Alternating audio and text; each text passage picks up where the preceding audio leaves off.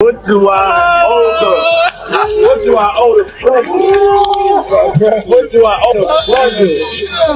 Last time we speaking together, we wash your car for you. We wash your car. We wash your car with no shame in our hustle. When you got them getting it to that wash, and you know that chip gonna be good like this. Y'all better stop wearing this slippery soap, man. Man, I ain't gonna lie. I've been holding a lot of shit in lately. Man, I just had like a 3.5 hour cry.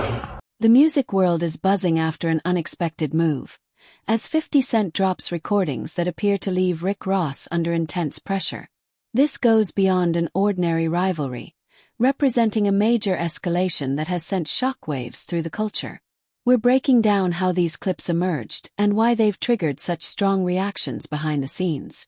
This wasn't a casual move, but a calculated strike that changed the situation and left tensions climbing as the fallout begins. New York, just like Mount Vernon, New York City, Mount Vernon, and Miami, all that is the same, bruh. Nobody wants to be near him. Nobody wants to touch what he touched, be where he at. You understand? It's crazy, bruh, how his fall from grace, which was never from grace. It's just like the devil just kicked him out of hell. Because he was never in nothing graceful and did anything graceful. You know what I'm saying? I don't care what you say about, okay, he did the music, he had the bad boy legacy and everything like that, man. But, you know, a few albums, a few people, you know, made to be famous, but they not here to tell their story. Black Rob, Biggie, Craig Mack. They not here to tell their story, bro. And now you got everybody telling his story. Yeah, and I know 50, he did a recent interview with US Weekly saying that the reason why rappers are quiet about, you know, Diddy's situation is because they've been to his parties and they don't know what got caught on tape. Bro, those people who was caught at Diddy party did not know that he had 250 tape recordings. 4 years, 50 Cent stayed patient while others underestimated his approach. But now the bigger strategy is becoming harder to overlook. When Rick Ross fired shots back in 2009, many viewed it as nothing more than standard rap competition. But 50 appeared to stay focused, watching and calculating rather than reacting emotionally. While Ross continued building his image and success, 50 let time work in his favor. Then subtle online remarks about authenticity and image began appearing, eventually looking less like random comments and more like deliberate signals. When the recording finally surfaced without warning, the entire situation immediately took a different direction, suggesting a move that had been carefully planned rather than impulsive. He had 250 tape recorders in that house that they took, that the feds found. So now with them finding all that and you being at a Diddy party, you know you may have done something that was caught on one of those tapes. You just better pray to God that they don't recognize you.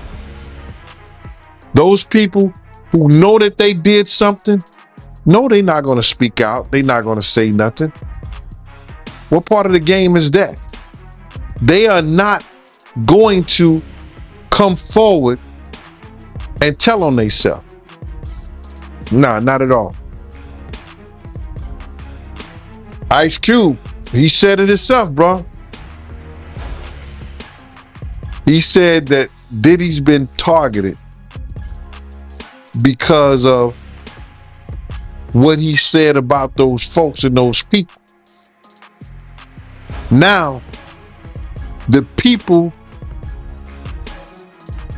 who was on those tapes may feel like Diddy might be targeting them. Because if he's asked about who is this, who is that, and he's under oath with the federal government, he got to tell them. He's not going to plead the fifth. Yeah, I know that got to be a terrible feeling, man. You know you did something wrong at Diddy party, and you hoping and praying that it's not caught on tape. But they don't think they did nothing wrong. That's their lifestyle. That's their lifestyle, bruh. I ask guys all the time, if two men lay down, how many homos get up? What you mean? I mean what I mean. It's what it. As soon as 50 released the recording, the pressure appeared to spread throughout the industry, with executives reportedly meeting privately, public relations teams preparing for potential fallout, and people connected to Ross or Diddy becoming noticeably quiet. This was more than ordinary trash talk. It appeared to be a strategically timed move that caught Ross off guard. At first, Ross seemed to dismiss the situation, but after seeing what had actually emerged, the atmosphere reportedly changed. Instead of jokes, urgency took over. Some observers now believe 50 may have been holding information for years and waiting for the right opportunity to release it. That raises the bigger question. If this was only the beginning, what else could still be coming? 100% factual, but it's somebody in this story of things that seems more reliable than others, Race, is what I'll say, just to protect my sources. But this source informed me of who these A-list celebrities are on these tapes that are being allegedly auctioned off online and through the networks. And it's put me in a little bit of a bind because I like to be fully transparent with the audience. I want to say things, but I also realize from what I'm told, because again, I haven't seen them directly yet. I haven't, and I don't know if I want to. Race, I want your advice on that too. But the problem I have is just like, typically I want to report these things, but I got to be careful legally, ethically, morally as to what we report on here. Because as Ariel, the lawyer here, did admit, and I can attest based on the information I got from a separate, reliable source, people in these videos don't know they're being videotaped. That's a big issue, Race, right? Let's start out right there. If there are people on these tapes that don't know that they were being filmed, is that okay to talk about and to share? I have a big problem with that, as do you, Andy, and you tend to be an ethical guy and you're taking the high ground here. Notwithstanding the fact that you may have some significant information and reliable information, but the reality is that, look, I mean, if people were recorded non-consensually and you are the one to identify them, I think that's a problem, right? And I think anytime anyone has content, right, this is not an email, this is not a text message, this is video. And there's specific statutes without using specific language I don't want to get into, but everybody knows what we're talking about here. It's Diddy with this person, I'll say that. It's Diddy with this person. Actually, yes. Yeah, and see, the problem is, again, like non-consensually recorded, you've got a victim here who may not want to be publicly identified. That's the problem. That's the problem. And they have a right to proceed if they want to, whether it's criminally or civilly, without being identified, because we know what's going to happen. As soon as they identify themselves, there's going to be a bunch of people that come out of the woodwork who are going to unequivocally harass them and claim that didn't happen, and they're making stuff up. And there's the victims that we want to protect here, and that's significant. Well, it's interesting because here's why I wanted to have this conversation, because I know a lot of you are like, Andy, just say it. No, I'm not going to say them, but I wanted to have this conversation as to why we're not saying it and why I think others haven't yet said it, Raised, because again, legally, ethically, morally, it's just not right. Now, there's an argument I've had with people who are like, well, they knew what they were doing with Diddy. Like these were consensual acts, like they knew, and he filmed other times. So I don't know what the big deal is. It's going to come out. It's going to come out is what I keep hearing from other reliable sources. It may come out, but it's not going to come out via me. That's just to warn you all, because I don't think it's wise for us to put out something like you just confirmed it without the consent of the other person in the video. Because again, from what I'm gathering based on some of these Ross's previous claims about having little connection to certain figures are now facing renewed scrutiny, as the recordings appear to challenge that version of events. Material released by 50 allegedly points toward interactions between Ross and Diddy that go beyond simple encounters, creating a much more complicated picture. The audio reportedly includes Ross discussing private arrangements involving emerging artists, suggesting that the conversation may have been part of something broader. Industry observers argue that material like this can have serious consequences, which helps explain the intensity of the response. Even more concerning for some viewers is how the recordings appear to echo stories that have circulated about Ross's earlier career, presenting details that conflict with the public image he has maintained. That they took 1,000 bottles away from his house? If the government took 1,000 bottles of baby oil and somebody had things what appeared to be baby oil, and then you have to listen to the prosecutor. He said that they seized 1,000 bottles what allegedly to be baby oil. Allegedly to be baby oil. So that's telling people that it wasn't baby oil. And people think that that was baby oil, they out their mind. I don't believe it was baby oil. Yo, bro, when they went up in there, they knew what they was gonna find. They knew what was ever in that baby oil or that those bottles that appeared to be baby oil, they knew about that at first. You gotta realize 9 times out of 10, that individual that got caught at the airport, that was supposed to be their carrier, told them what they was doing and what they had. I wouldn't put him past that he told them everything. So when they went up in there, they knew they had to take whatever was out there, and that thing that appeared to be baby oil, they took that. They got to test every last one of them. Let's see how much, let's see how many of those come back to be baby oil. Bro, listen to me. Costco don't sell that much baby oil. Where you know sell that much baby oil? Yeah, I don't know any store that sell that much baby oil. I know Costco, they came out and said that they don't even sell baby oil. My sentiments exactly. But you personally, right, what do you believe was in the baby oil? If you ever seen a massage parlor being raided and they walking out the people, do they take the massage oil with them when they go? No, they just walk out the people who are being arrested. A person getting arrested and the people being arrested in those brothel houses. Do they take out the stuff in the brothel houses? No, they don't.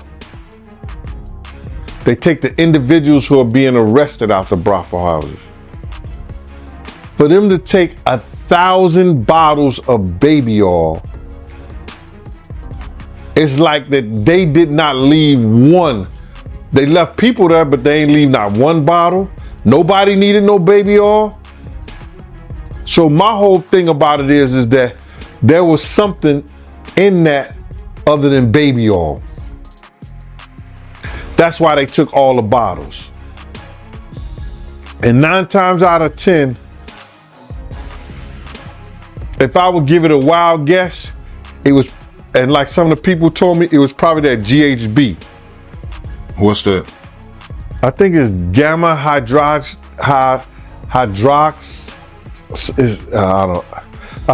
I looked it up, bro. Let me see if I can find it. I know this is just showing everything like that, but oh no. Let me. Yo, somebody tap dance or sing or do something, you know what I'm saying, while I'm doing this. Oh, here it go right here. It's gamma hydroxy butyric. What is its effect on the body? It's a euphoria, drowsiness, decreased anxiety, and memory impairment. It works on the nervous system and gives you this feeling of euphoria. So they take that and rub it on her, and you forget who you are, what you're doing. It can also give you memory loss, drowsiness, and that's under the DEA, the Drug Enforcement Administration. The industry appears to be reacting strongly, with insiders describing the response to the recordings as a public unraveling happening in real time. Behind the scenes, Ross's team reportedly moved quickly into crisis management mode, trying to determine whether additional material could emerge. With major business activity already underway and Diddy facing his own legal and public challenges, the timing creates even more pressure. The recordings are not simply generating online discussion. They could potentially affect brands, partnerships, and credibility built over many years. Attempts to deny or minimize the situation may only bring additional scrutiny, making the crisis increasingly difficult to contain. Together is what this is. And again, that's a potentially outing of somebody as well. You know what I mean? There's so many things here that happen in releasing of this private consensual moment that while salaciously everybody wants to know, and people are messaging me all the time, Andy, who's waiting? And it's like, I'm not gonna say, because there seem to be way too many things that these people in the tapes, whether consensual, whether they, whatever, didn't agree to put out there. And I would think that's a legal issue too for anybody who puts these out first, no? Yeah, you nailed it. You can't without the consent of the victim. That's the problem. Somebody thinks that somebody has no idea, right? You said, well, didn't they know they're being recorded? No. I mean, in these situations, the assumption is they did not know. And that's what we believe right now is the victims did not know that they were being recorded. If the victim comes out and says, okay, yes, I knew I was recorded, and a statement is provided, that's a different story. But of course, you don't know that. So you, Andy, probably can't be the one to break that ice and be like, well, this is what I heard and this is what I know, and so I'm going to say it. And there's all kinds of hairy legal issues on that, right? With privacy and intrusion on seclusion is what we call it. It's a privacy violation. There could be defamation implications. There could be criminal implications. So you're doing the right thing by treading carefully, and I think more people should do this rather than get into speculation. Now, if you see the videos, even still, right? If somebody takes not to interrupt, but that's the question. Like, am I allowed to see these videos? Like, if I were to ask this source, show me the videos, do I put myself in worse legal jeopardy? That's another distinct legal issue, right? It's like you're watching something that someone didn't know they were being recorded of doing, right? And so it's dicey. It's dicey. Now, it would be different if you were an attorney and somebody's coming to you for purposes of defense or prosecution of a claim, a civil claim, or the filing, of some action to recover damages. That's a little different. But for purposes of, hey, look what I got, juicy gossip, and there are reporting outlets that I won't mention that will do stuff like this. I don't know that it's the smartest thing to do. I don't know that it's the careful thing to do. That's for sure. Or it's the ethical or moral thing to do. Yeah, it is exactly. I'm not a lawyer, but maybe this source will show you, and then you can verify what we know. But here's the other problem. Even if we verify what we know, like as I watched what Ariel, the lawyer, got these tapes, and again, I don't want to get into the details, any remote details that could help explain or allude to even more of theories that are out there, or debunk or confirm. But I will say, hearing what I heard, which again isn't confirmation, but hearing what I heard, it makes me dislike what Ariel's doing even more, because I think there are going to be people out there, if this information does get out in some way, that are going to deny that these people are victims, that they're going to try to say, oh no, they're just consensually and they were hiding this affair and yada, yada, yada. And I don't see it that way personally. I mean, and granted, I haven't seen or know, like, this isn't somebody involved from what I've gathered in these tapes of them, doing it to others in a way, criminally, like we've heard in some of these suits. This is just, it almost feels like, again, if it's real, like blackmail material that Diddy keeps to sort of hold over these people's heads.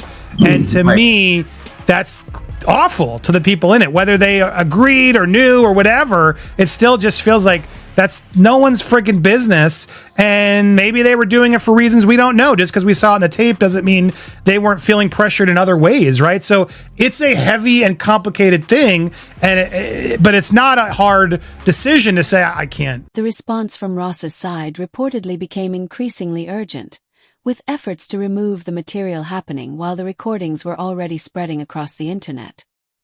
He allegedly wanted answers about who had captured the conversation, but by that point the information was already beyond his control. As restrictions reportedly affected his primary platforms, he appeared through alternative accounts, with each reaction generating even more attention. Legal representatives reportedly became involved, while some business associates began creating distance. Meanwhile, the controversy expanded to other artists, old disputes resurfaced, and questions surrounding business deals, finances, and credibility grew louder. Rather than calming the situation, every new response seemed to create another wave of controversy, turning the original crisis into an even bigger public spectacle. I 100% agree. Like, let's let this play out in the legal realm. If you ever get Ariel on your show, I'd love to talk with her and have this conversation if she's willing to do it publicly, because I still don't understand what her role is in all this. You know, and I've heard at times broker, I've heard at times advocate for victim, and I don't want to judge what she's doing or not doing. I'd love to just have a conversation about it, because I personally don't get it, right? This is a very sensitive thing. Again, if this gets turned over to the feds and the feds bring claims and this is outed, that's a totally different story. But the feds do what they're going to do. Like what we talked about months ago on your show, right? When this first went down, we knew when hard drives were seized and things happened that, look, they're going to build a case. They're going to build a case that they think they can prosecute. It's not for us to speculate what's there or what's not. But to say, you know, you have tangible evidence of something on camera that you've seen and that it's being sold in order to protect someone, to avoid being publicly named, which is what even the lawyers are now admitting. It all feels really dirty and shady, man. The only person that makes sense that could buy this is the victim, right? If the victim says, I don't want this to come out. Yes, it was consensual, but I don't want it to come out. I didn't know I was being recorded. Give it to that person. Right, I guess, but you're right, because then they can actually own it. Maybe there is a version of this, so that's what Ariel's trying to allude to. You'll own it, and no other network's going to be able to buy it or show it if you own it and haven't given permission. I guess, is that maybe part of what they're trying to do here, in that the celebrity who buys it can actually then control it just from a clearance standpoint?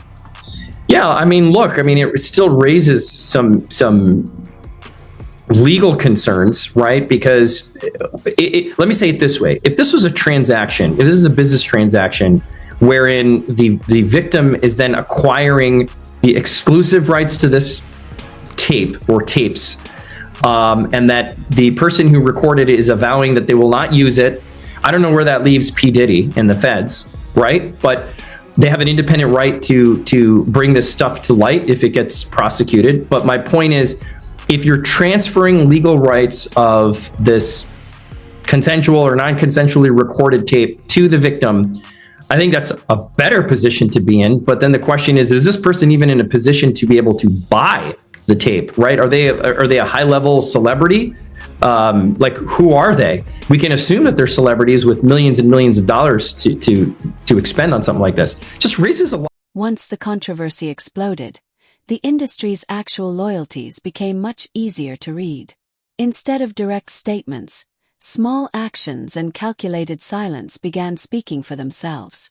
Likes disappeared, people unfollowed, collaborations became less visible, and some important figures chose to remain distant rather than defend Ross publicly. Posts about loyalty and consequences only encouraged fans to analyze every move and search for hidden meaning. Very few appeared willing to openly stand beside him, creating the impression that the balance of power had shifted. Alliances seemed weaker, support appeared to be fading, and Ross suddenly looked far more isolated than he had before. I gave him my card. My business card was savoir-faire, security management, and everywhere. You know what I mean? So 50 did a song about that. You know what I'm saying? And he put that in the song. And some years, a about a year or so ago, not even a year or so ago, he said that when he dropped my name, he said, yo, I got the savoir faire. I got that from Big Gene. He been trying to tell y'all about this puff shit years ago. But 50 was the type of dude that if you knew he was with you, he was with you. Even back then, he had your back whether you was security or whatever you did. If he was with you, he was with you. And that's what you gotta love about him. You know what I mean? You ain't gotta question his loyalty, you know what I'm saying, on some fight shit or if you in a situation. Cause he going out. Well, I guess you were hanging around him or knew him, right before he got shot. Well, what happened was that I had got some information. 50 came to my house. I tried to fit him on a vest, but I'm like, at the time I was like a 3X. And 50 was like a large, you know what I'm saying? So he couldn't really fit the vest, but I gave him a cover to try to tell him, because he had some pads, some vest pads. So I just told him what the situation was that I knew. And told him he had to watch himself because those cats was gonna come at him. You know what I'm saying? And he was like, yeah. And he was supposed to be going to Cancun. And I told him, if you come to Cancun, I got you, because I used to be down there doing security at Daddy-O's. You understand? And I had people down there that I knew that was from Puerto Rico, and they was working down there, so they should make sure when I hit the island, anything and everything I needed, I could get it right there on the island. You understand? They worked directly with the syndicate. So 50 was supposed to come down there to do a show, and he didn't make it because they had shot him up. I don't know if he was coming in the first place, but he was supposed to, because he was paid half the money to come down there to perform How to Rob an Industry Cat. And when was the next time you seen him after that? The next time I seen 50 after that was at Jack the Rapper. He had blew up. Man. He was like, he was this dude and everything like that. And I was sitting we was in Puerto Rico, and I was sitting by myself, just chilling, and he had his whole entourage with him. He came directly over to me. He like, yo, Gene. I was like, yo, what up, Fit? I said, what up, 50? He said, what's up, man? He said, yo, put his hand out to me, and he grabbed my hand. He said, yo, they can't stop what God got planned. Went on about his business. And then he blew up crazy. Crazy, man. Yeah.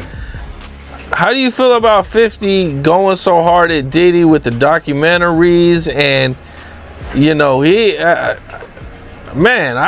what did he do to 50 that made him hate him so much, man? That's crazy. Well, I think it's just, you got to look at it like this. 50 was writing a lot of shit that made a lot of money for Diddy. And he knew back then in the day, he didn't know what he know now, but Diddy was robbing him. You understand? Mm-hmm. Bringing those kids in and say, yo, here, write this verse for me, man, for this, stuff like that, and giving them $5,000, you understand? Or $10,000, and you making $100,000 or $200,000 or maybe $2 million off of it, or $1 million, whatever the case may be. See, people call that good business. That's not good business. That's taking a person's talent, using it for your own self-indulgence, and not giving him what it's worth. When you could have been teaching these kids, you could have been helping these kids, and maybe these kids would have been helping you at the point you are right now. So,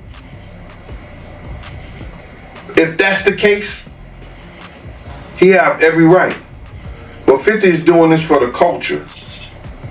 You understand? If it's going to be told. As the controversy continued spreading, label executives reportedly began taking precautions, canceling meetings, changing schedules, and keeping opposing camps separated. Studios reportedly avoided overlapping sessions, while festivals adjusted their lineups to prevent unnecessary tension. At that point, the situation appeared to be moving beyond personal conflict and into the realm of business decisions. When 50 suggested that additional material could potentially emerge, the atmosphere became even more tense, with industry observers comparing the confrontation to major rivalries from earlier eras.